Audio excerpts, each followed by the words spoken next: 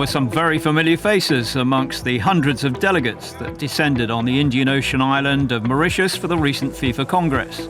They included the president of the Croatian Football Federation, Davor Suker. He's been in the role since last July, and in a previous football life was the greatest striker his nation ever produced. In fact, few of the other delegates could match the achievements of his 19-year professional career. I can now start giving back to football.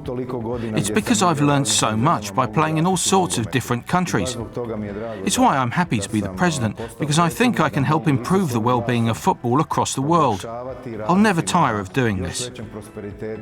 I'll always be travelling, and whenever I can, I'll use my experience to help countries both large and small. I'll try to help them to develop good football setups in their own countries. Suker grew up in Osijek in what was then Yugoslavia. Obviously talented, he broke into the first team with his local club at the age of 16, and he was selected to lead the under-20 attack at the 1987 FIFA World Youth Championship in Chile. Yugoslavia had a sensational team. A glance at the squad list sees Suker alongside Prosinecki, Boban, Mijatovic, Stimac and others. They won the trophy after beating West Germany on penalties, and Suker, with 6 goals, was the tournament's second top scorer. I think my experiences at my first World Youth Cup in Chile in 1987 were probably the most important I ever had.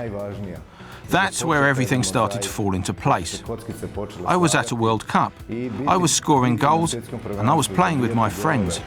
We'd never played at a stadium with 60,000 people in it before, but that was what happened in our opening match against Chile, and we beat them by 4 goals to 2.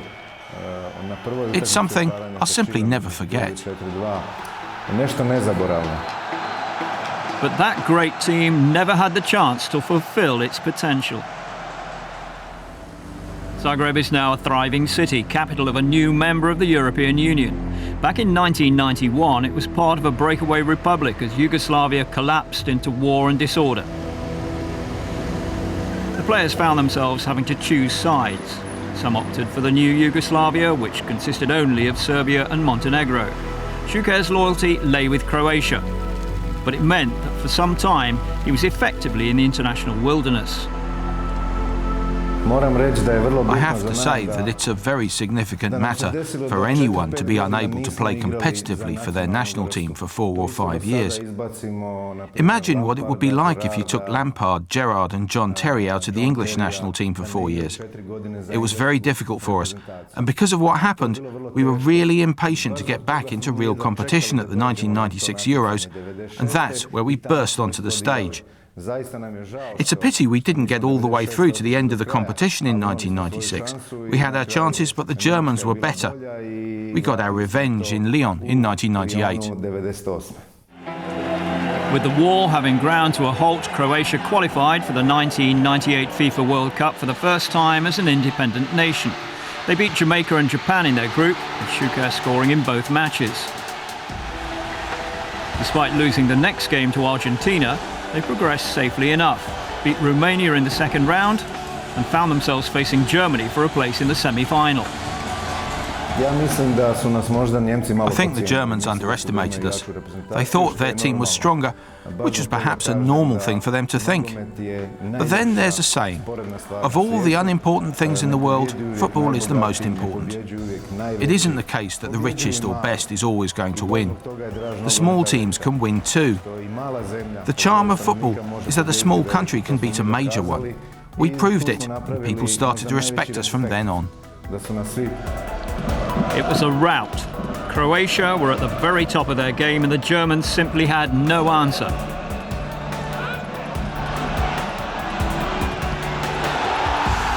Once Ferns was dismissed for a foul on Suker late in the first half, the outcome was inevitable. We played spectacularly well in the first half. Of course, the red card was justified.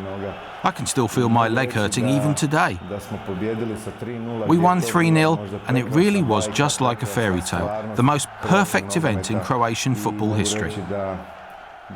It was one of the craziest evenings of our careers. It was proud and glorious to be a Croat in Lyon that night.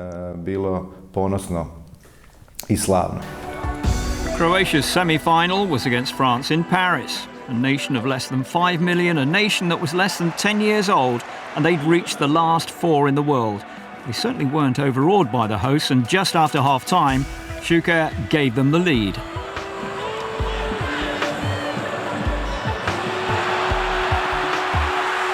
But the French then found the unlikeliest of heroes.